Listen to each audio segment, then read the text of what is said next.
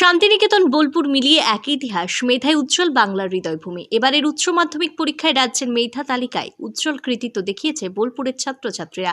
Bolpur bypass এলাকার পরন্তপ মুখোপাধ্যায় রাজ্য স্তরে ষষ্ঠ স্থান দখল করেছেন। তার প্রাপ্ত নম্বর 492। একই স্কুলের আরেক কৃতী ছাত্র সুরলের অনুভব মণ্ডল পেয়েছেন অষ্টম স্থান, যা প্রাপ্ত নম্বর 490। এই দুই মেধাবী ছাত্রই পড়াশোনা করেছে শান্তিনিকেতনের নভল আলন্দা উচ্চ মাধ্যমিক বিদ্যালয়ে। উল্লেখযোগ্যভাবে স্কুল থেকে এবারের মাধ্যমিক পরীক্ষায় রাজ্যের প্রথম দশম স্থান পেয়েছিল দুইজন ছাত্রছাত্রী। ফলে এই স্কুল ক্রমশই জেলার অন্যতম সেরা বিদ্যাপীঠ হয়ে উঠছে। অন্যদিকে বোলপুরের নিচুপট্টি এলাকার নিরোধ বরণী উচ্চ বিদ্যালয়ের ছাত্র দীপ অধিকারী এবারে রাজ্যের মেধা তালিকায় দশম স্থান অধিকার করেছেন, যার প্রাপ্ত নম্বর 488। এই সাফল্যে খুশি অভিভাবক থেকে শিক্ষক শিক্ষিকারা। স্কুল কর্তৃপক্ষের দাবি, ছাত্রদের নিয়মিত পরিশ্রম, শিক্ষকদের নিবেদন এবং পরিবারের সহযোগিতার ফলে এই ঐতিহাসিক সাফল্য।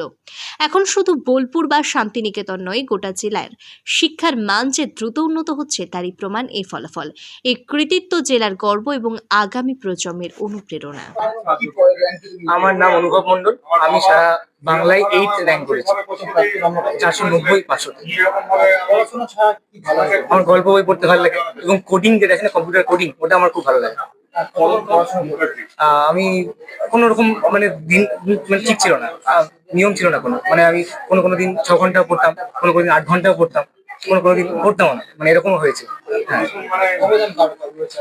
আমার প্রথমত মা বাবা, দাদু, দিদুন, মাসিমণি, বাকি আরো আত্মীয় স্বজনরা রয়েছেন। এছাড়া স্কুলের টিচাররা তো প্রচন্ড ভাবে হেল্প করেছেন এবং এছাড়াও আমার 4 জন গৃহ শিক্ষক ছিলেন, তো তারাও খুব হেল্প করেছে। আমি সায়েন্স। আমি এটা প্রত্যাশাই করিনি, একদমই প্রত্যাশা করিনি।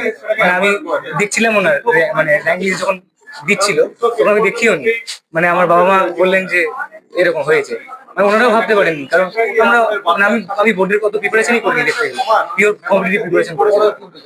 আমি সব কম্পিটিটিভ পরীক্ষায় দিয়েছি, তো ক্র্যাকও করেছি। তো এখন ডিসিশন নেবো কি পড়বো না পড়বো সেটা। না, এখনো ডিসিশন নেওয়া হয়নি। আমার নাম অনুভব মণ্ডল। কত নম্বর র্যাঙ্কে গেছে?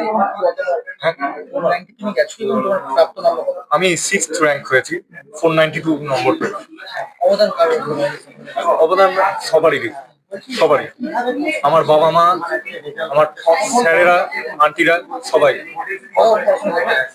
পড়াশোনা ওরকম ভাবে কোনোদিন আমি সময়ের হিসাব রাখিনি।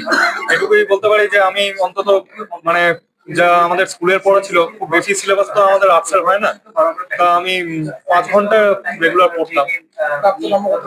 492।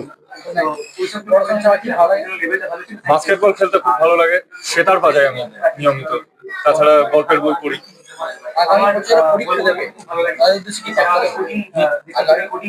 তারা পড়াশোনা করুন এবং সব থেকে যেটা গুরুত্বপূর্ণ জীবনে, সেটা তো হলো এই জীবনটাকে উপভোগ করা, এবং তার জন্য অবশ্যই পড়াশোনা খুবই আবশ্যিক।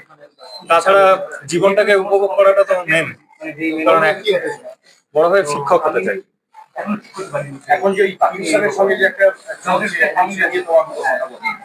নিয়ে এটা দেখুন, আমাদের সাধারণ মানুষের তো আর কিছু বলবার থাকে না।